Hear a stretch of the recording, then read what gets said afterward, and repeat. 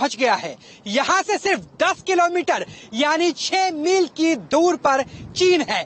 चीन और इस आइलैंड के बीच बहुत छोटा और उथला सागर है। इस सागर को कभी भी पार किया जा सकता है और इसे पार करते ही ताइवान और चीन के बीच युद्ध की शुरुआत हो जाएगी और संभवतः साउथ कोरिया, जापान, ऑस्ट्रेलिया और अमेरिका भी अगर साथ आ गए तो विश्व युद्ध की भी शुरुआत हो जाएगी। किनमिन आइलैंड को लेकर एक थ्योरी है पेंटागन की। पेंटागन का अर्थ है रक्षा मंत्रालय अमेरिका का, जिस तरीके से साउथ ब्लॉक हिंदुस्तान में काम करता है। दरअसल इस थ्योरी का नाम है paradox of spy. Paradox of spy का मतलब ये है कि अगर किसी बीच पर जाकर के ये पता करना हो कि वहां पर क्या डिफेंसिव लोकेशन है, कैसे हमला किया जाए और कैसे जीता जाए, तो कौन सा देश क्या करेगा। सबसे पहले अमेरिका अपने बारे में बताता है कि हम सैटेलाइट्स के जरिए टोपोग्राफी को, वहां के एटमॉस्फेयर को देखेंगे, लेकिन जमीन पे अपने आदमियों को, अपनी सेना को नहीं रखेंगे। लेकिन अगर रशिया हुआ तो क्या होगा? रशिया अपने सबमरीन भेजेगा दुनिया की नजरों से बचते हुए। 5 सबमरीन जाएंगी, रेत उठाएंगी और वापस भाग जाएंगी। लेकिन चीन क्या करेगा? क्योंकि चीन का समझना पेंटागन की नजरों से यानी रक्षा मंत्रालय अमेरिका की नजरों से बेहद जरूरी है, क्योंकि चीन मेरे पीछे वो रहा। यहां से आपको तकरीबन 10 किलोमीटर दूर जो पहाड़ी उथला इलाका नजर आएगा, दरअसल ये है रिपब्लिक ऑफ चाइना और यहां पर चाइना की नेवी तैनात है, यानी टेरिटोरियल वाटर कहा जाता है 20 किलोमीटर। वो स्थिति यहां पर नहीं है। यहां पर जब चाहे चीन यहां पर हमला कर सकता है, जीत सकता है किनमिन को। किनमिन को जीतने के प्रयास इससे पहले हो चुके हैं, वो भी हम आपको बताएंगे। उथला समंदर है, समंदर की लहरें बहुत तेज नजर आ रही होंगी, इसीलिए कहते हैं कि विंडो में अटैक हो सकता है। खिड़की, भौगोलिक खिड़की से ही, मौसमी खिड़की से ही अटैक संभव है। जो लहरें आपको तेज नजर आ रही है, 1 महीने के बाद लगभग अक्टूबर के शुरुआत में ये लहरें मंद पड़ जाएगी। तब चीन हमला कर सकता है और किनमिन पर अटैक करने का अर्थ है कि यहां पर 1.25 लाख लोग रहते हैं। 150 वर्ग किलोमीटर का पूरा इलाका है, कई द्वीप है, उस पर हमला करेंगे तो एक तरीके से ये निशाना होगा कि हम क्या हालत कर सकते हैं जब भी ताइवान की बात आएगी। लेकिन जिस पैराडॉक्स की हम बात कर रहे थे, पेंटागन पैराडॉक्स, उसमें हमने चीन का जिक्र किया था। चीन का जिक्र इस लिहाज से किया था कि अगर चीन होगा, क्योंकि चीन यहां से पास में है, तो क्या होगा, किस तरीके से काम किया जाएगा। दरअसल चीन बिल्कुल ही अलग तरीके से काम करता है। चीन सबमरीन नहीं भेजेगा, चीन सैटेलाइट नहीं भेजेगा। चीन अगर भेजेगा तो भेजेगा अपने नागरिकों को, उन नागरिकों को जो यहां से 10 किलोमीटर दूर पे रहते हैं, वो नागरिक जो यहां पे टूरिज्म के तरीके से आ सकते हैं। क्योंकि 1 जनवरी 2015 से फुनयान जो यहाँ पे राज्य है चाइना का, वहां से नागरिकों को आने की इजाजत है और ताइवान की सरकार उन्हें परमिट देती है, यानी अराइवल स्टेपल वीजा आप एक तरीके से कह सकते हैं। परमिट यहाँ टेक्निकल लैंग्वेज में बोला जाता है। उसके बाद क्या होगा, जैसे एक नागरिक आएगा, एक रेत का कण उठाएगा और वापस चला जाएगा और इस इलाके की टोपोग्राफी का एहसास हो जाएगा। जैसे हमने आपको बताया था, पेंटागन क्या कहता है? पेंटागन कहता है अमेरिका होता तो सैनिकों को नहीं भेजता, सैटेलाइट भेजता। रूस होता तो दबे पांव आता चला जाता। लेकिन चीन है तो चीन हजारों की संख्या में अपने नागरिकों को भेजेगा और उन नागरिकों से सारी डिफेंसिव लोकेशंस यहाँ की पता कर लेगा। और यहाँ पे आपको जो भी इक्का दुक्का पर्यटक नजर आएंगे, ये वो पर्यटक हैं जो ताइवान के नहीं हैं।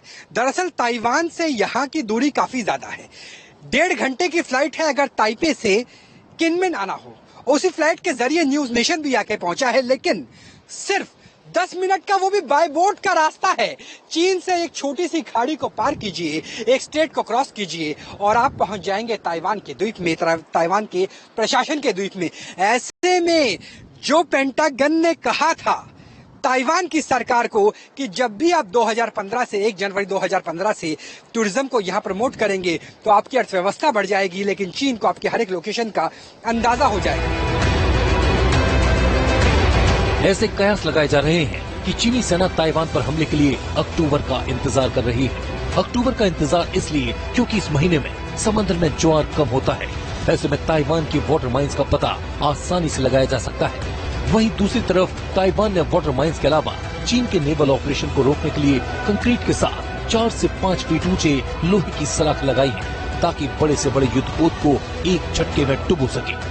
न्यूज नेशन किनमिन आइलैंड पहुंचा है, जहां पर चीन का पास में ही एक बहुत बड़ा पीएलए रॉकेट फोर्स और पीएलए नेवी का ड्रिल चल रहा है और उस नौसेना को, चीन की नौसेना को रोकने की तैयारी किनमिन आइलैंड में पुख्ता तौर पे कर ली गई है।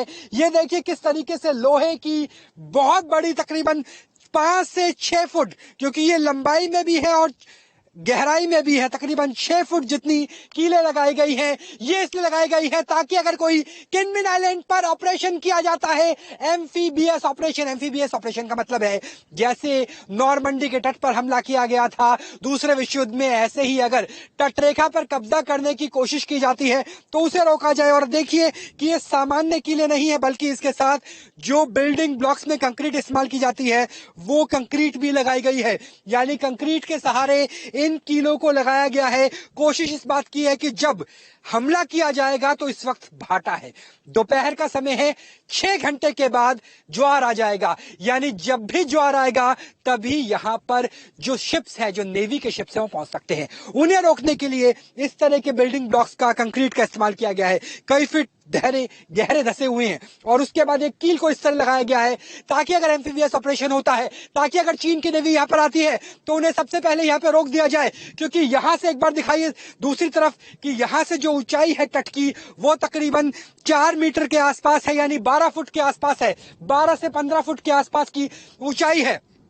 जब ज्वार आता है तो पानी का लेवल यहां तक पहुंच जाता है, जो मेरे पीछे आपको ऊंचाई नजर आएगी यहां तक पहुंच जाता है और तभी एम्फीबियस ऑपरेशन हो सकता है। और उस ऑपरेशंस को रोकने के लिए यहां पर इस तरीके से जो प्रबंध किया गया है, कोशिश की गई है, वो ये है कि आप एम्फीबियस ऑपरेशन को रोकने के लिए इस तरह की कीलें लगाएं। क्योंकि इससे पहले हमने आपको सी माइंस दिखाई थी, वो भी एंटी पर्सनल नहीं थी, एंटी एम्फीबियस थी, एंटी लाइट वेट शिप थी। तो उसी तरीके की कीलें आप यहाँ पे देख सकते हैं, लोहे का इस्तेमाल किया गया है ताकि जब भी कोई शिप आएगी तो वहां से आएगी जहां समंदर है, यहां से टकराएगी और डूब जाएगी और वो उस तटरेखा तक नहीं पहुंच पाएगी। ये स्थिति फिलहाल नजर आ रही है। और संजय जी एक बार घुमा के दिखाई, क्योंकि जिस वक्त हम बात कर रहे हैं यहां पर एक बहुत बड़ा नेवल ड्रिल चल रहा है पीएलए का, जिसमें रॉकेट फोर्स शामिल है और उसकी स्थिति कैसे बदल जाती है। दोनों जहाजों को जूम में लेने की कोशिश कीजिए, जितना संभव हो उतना उसके करीब जाने की कोशिश कीजिए। जो पहला जहाज आपको नजर आएगा ये काले रंग का जहाज है डिस्ट्रॉयर। ये डिस्ट्रॉयर है पीएलए का, यानी लाल सेना का, ड्रैगन की सेना का युद्धपोत है। और ये उस एक्सरसाइज के लिए आया है जिस एक्सरसाइज के जरिए दबाव डाला जा रहा है ताइवान के ऊपर कि ताइवान 1 नेशन 2 सिस्टम को मान ले। लेकिन इससे पहले क्या हुआ था, मकाओ ने माना था, हांगकांग ने माना था, दोनों जगह लोकतंत्र की हत्या हो गई। और उसके पीछे जो आपको जहाज नजर आ रहा है वहीं पर ही रखिए आप विजुअल्स को, दरअसल वो है कार्गो शिप। अगर आपको छोटा छोटा नजर आ रहा हो तो उसमें कंटेनर्स रखे गए हैं, काफी बड़ा कार्गो जहाज है। और ये कार्गो जहाज दरअसल ताइवान का है। ताइवान की कोशिश थी कि किनमिन आइलैंड पे बहुत ज्यादा बड़ी मात्रा में रसद को पहुंचाया जाए, जिसमें खाने का सामान होगा, जिसमें दवाइयां होंगी, जिसमें रसद होगी, क्योंकि यहाँ पर बहुत बड़ी मिलिट्री इंस्टॉलेशन है और बिना, जिसे कहते हैं कि बिना खाली पेट तो लड़ भी नहीं सकते, लिहाजा रसद पहुंचाने के लिए ये शिप आ रहा था। लेकिन उस शिप को, जो दूसरा शिप आपको नजर आएगा जो फ्रिगेट या डिस्ट्रॉयर में से एक हो सकता है, उसने वही रोक दिया। तो ये स्थिति है जो पल पल बदल रही है, लगातार बदल रही है। और इससे ये नजर आता है कि किस तरीके से जो डिस्ट्रॉयर है उसने कार्गो शिप को रोक दिया है, यानी रसद को काटने की कोशिश है। ये देखना होगा कि ये सिर्फ चंद घंटों के लिए है क्या, ये कुछ वक्त के लिए है क्या, या फिर परिस्थिति ऐसी हो सकती है जो न्यूज नेशन लगातार कह रहा है। यहां तक कि मैंने जब बात की थी यहां के विदेश मंत्री से तो उनका भी, डॉक्टर जोसेफ का भी यह कहना था कि सबसे बड़ा डर यही है कि हमारे ऊपर साइबर वॉर हो चुका है, इंफॉर्मेशन वॉर हो चुका है, हम ऑलरेडी स्टेट ऑफ वॉर में हैं। लेकिन अगर हमारी पूरी की पूरी सप्लाई चेन को काट दिया गया तो ये ताइवान है, यहां पर लैंड बॉर्डर नहीं है यूक्रेन की तरह जहां मदद पहुंच जाएगी। तो क्या वही परिस्थिति है जो मेरे पीछे नजर आ रहा है, क्योंकि ताइवान के शिप को लगातार जो चीन नेवी का शिप है वो खदेड़ता हुआ नजर आ रहा है, वो शोर तक यानी तट तक नहीं पहुंचने दे रहा। तो ये क्या सिर्फ अटैक की प्रिपरेशन है, वॉर ड्रिल है, या वाकई कम से कम किनमिन आइलैंड की बात करें, क्योंकि तस्वीरें झूठ नहीं बोलती। तस्वीरों में न्यूज नेशन वर्ल्ड एक्सक्लूसिव तरीके से, सिर्फ एकमात्र न्यूज नेशन चैनल है जो वर्ल्ड एक्सक्लूसिव तरीके से आपको दिखा रहा है कि किस तरीके की स्ट्रेटजी होती है, कैसी रणनीति होती है, सामरिक शतरंज कैसी होती है, और कैसे किसी आइलैंड की, ये आइलैंड कोई छोटा मोटा आइलैंड नहीं है, 1.25 लाख की यहाँ की आबादी है, 150 वर्ग किलोमीटर का पूरा क्षेत्रफल है। यहां पर एक एयरपोर्ट भी है, यहां पर एक सी पोर्ट भी है, यहां पे एक नेवल बेस भी है, लेकिन उसे काटने की तैयारी मेरे ठीक पीछे चल रही है। और यह स्थिति तब है जब हम आपको ग्राउंड रिपोर्ट दिखा रही है। न्यूज नेशन अकेला चैनल पूरे हिंदुस्तान का, या यहां पे और कोई आसपास मौजूद नहीं है, पूरे वर्ल्ड का मान के लिए देखिए कि किस तरीके से हम आपको दिखा रहे हैं और कैसे परिस्थिति लगातार बदलती हुई नजर आ रही है। हमने आपको वो कीलें दिखाई थी, हमने आपको लैंड माइन्स दिखाई थी, एंटी एम्फीबियस माइन्स दिखाई थी, और मेरे पीछे एक शतरंज चल रही है। वो शतरंज ये है कि कार्गो शिप को नहीं आने दे और कार्गो शिप को रोक के रखा जाए। चीन और ताइवान दोनों ही देश समुद्री सीमा में अपना दम दिखा रहे हैं। इस युद्धाभ्यास के दौरान सामने आए ताइवान के मर्चेंट शिप को चीन ने घेर लिया और इसकी तस्वीरें न्यूज नेशन के कैमरे में कैद हो गयी। दरअसल ताइवान जानता है कि युद्ध की स्थिति में सैनिकों के लिए रसद पानी इकट्ठा करना बड़ी चुनौती है। ऐसे में ताइवानी सेना पहले ही पूरा बंदोबस्त करके रख लेना चाहती है, लेकिन चीन की नौसेना की फ्रिगेट ने ताइवान के कंटेनर जहाज को रोक दिया है। मतलब बिना चीन की नजरों में आए ताइवान अपने द्वीप समूह तक भी रसद नहीं पहुंचा सकता। जो महत्व यूक्रेन के लिए क्रीमिया का था वही है किनमिन का। अगर ताइवान की बात करें, क्रीमिया बहुत करीब था रूस के और ये बहुत करीब है चीन के, लेकिन क्रीमिया को 2014 में हथियार लिया गया और यहां पर 2 बार प्रयास किया गया, एक बार 1949 और एक बार 25 अक्टूबर 1958। 25 अक्टूबर 1958 में एक बड़ा हमला किया गया था पीएलए की तरफ से, लेकिन तब यहां पर यूएस फोर्सेस मदद के लिए मौजूद थी और यह कब्जा नहीं हो पाया, क्योंकि यहां से अगर बात करें चीन की, तो चीन सिर्फ 10 मील की दूरी पर है। यानी चीन जब चाहे यहां पे हमला कर सकता है, लेकिन यहां पर हमला करने का मतलब होगा सैंक्शंस को झेलना। यहां पे हमला करने का मतलब होगा ताइवान का रुख काफी हद तक बदल जाएगा और हो सकता है तब अमेरिका खुलकर समर्थन में भी आ जाए, क्योंकि ये 25 अक्टूबर 1958 की निशानी है किस तरीके से अमेरिकन टैंक, हेलमैन इसे कहा जाता है। किनमेन का चीन की भाषा में अर्थ होता है गोल्डन ब्रिज। चीन जानता है कि अगर ताइवान पर कब्जा करना है तो किनमेन को अपने कब्जे में लेना ही होगा। चीन ने 1949 और 1958 में किनमेन द्वीप को जीतने की कोशिश की थी, लेकिन अमेरिकी सेना की वजह से चीन को कामयाबी हाथ नहीं लग पाई थी। अमेरिकी सेना के हेलबॉय टैंक ने 1958 के युद्ध में चीनी सेना के छक्के छुड़ा दिए थे।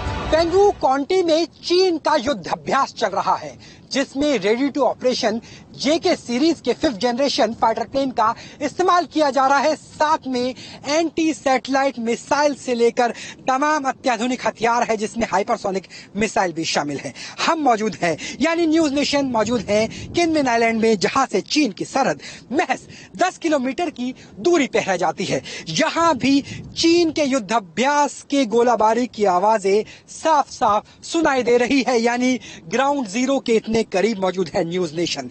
इस तरह के हथियारों का इस्तेमाल किया जा रहा है कि किनमिन आइलैंड को चंद घंटों के अंदर पीएलए की नेवल फोर्स, रॉकेट फोर्स अपने अधीन ले ले। इसके लिए मिसाइल के साथ साथ सबमरीन का इस्तेमाल किया जाएगा, एम्फीबियस का ऑपरेशंस का इस्तेमाल किया जाएगा, और उसकी तैयारी ही हमें यहाँ पे नजर आ रही है कि किस तरीके से डिफेंसिव लोकेशन है। डिफेंसिव लोकेशन का सबसे बड़ा अर्थ यह है कि जहां हम मौजूद है, यहां से तकरीबन 4 मील के इलाके में, यानी 6 किलोमीटर के इलाका जो ताइवान के नियंत्रण में है, वहां पर सी माइंस बिछा दी गई है। अगर चीन का कोई भी डिस्ट्रॉयर, कोई भी वेसल, कोई भी सबमरीन यहां घुसने की कोशिश करेगी तो एक बड़ा धमाका होगा और उसे निस्तेनाबूद कर दिया जाएगा। लेकिन चीन की कोशिश क्या है, ड्रैगन की कोशिश क्या है, जो सनक है शी जिनपिंग की, वो क्या है? वो ये है कि खतरा दिखाया जाए, हथियारों का हुआ दिखाया जाए और उसके जरिए ताइवान से समर्पण करवा दिया जाए बिना एक भी गोली चलाए। लेकिन लगता नहीं है कि लोकतांत्रिक ताइवान समर्पण करेगा, क्योंकि लोकतंत्र स्वतंत्रता, आजादी मांगती है, आजादी की कीमत मांगती है और हर एक ताइवानी कीमत देने के लिए तैयार है, खासतौर पर जब चाइना के वन नेशन टू पॉलिसी के तहत उन्होंने मकाओ और हांगकांग में लोकतंत्र प्रजातंत्र का दमन देखा है। तो लगता नहीं है कि ताइवान किसी भी तरीके की वॉर ड्रिल से, वॉर एक्सरसाइज से झुकने वाला है और ना ही झुकने वाले हैं उसके हौसले। न्यूज नेशन की टीम ताइवान की अंतिम ऑब्जर्वेशन पोस्ट पर आ पहुंची है। ये है चीन का फुजियान राज्य, जहां से चीन की सीमा महज 2 से 3 किलोमीटर है। न्यूज नेशन के कैमरे पर ताइवान की अंतिम ऑब्जर्वेशन पोस्ट और बॉर्डर आउटपोस्ट भी कैद हुई, जिसे सुरंग के रास्ते से जोड़ा गया है। किनमिन आइलैंड से हम आपको दिखाते हैं ताइवान की तैयारी, वो तैयारी जो कोशिश इस बात की है कि अगर किसी तरीके से एमपीवीएस ऑपरेशन होता है, चीन की तरफ से नौसेना हमला करती है तो उसे रोका जाए। मेरे पीछे जो आपको दूर समंदर का तट नजर आएगा वो 10 किलोमीटर दूर चाइना है, बीच में एक उथला समंदर है और ये है ताइवान का सबसे ज्यादा करीब का हिस्सा जो चीन के पास है। सिर्फ 10 किलोमीटर की दूरी है दोनों के बीच में और यह वो समंदर तट होगा जहां पर सबसे पहले हमला किया जाएगा। लेकिन हमले को रोकने के लिए कई स्तर पर तैयारी की गई है। ताइवान के राष्ट्रपति साई ने खुद दौरा किया है उन 3 कमांड सेंटर्स का जो विशेष रूप से इस लिहाज से बनाए गए हैं कि चीन को रोका जाए।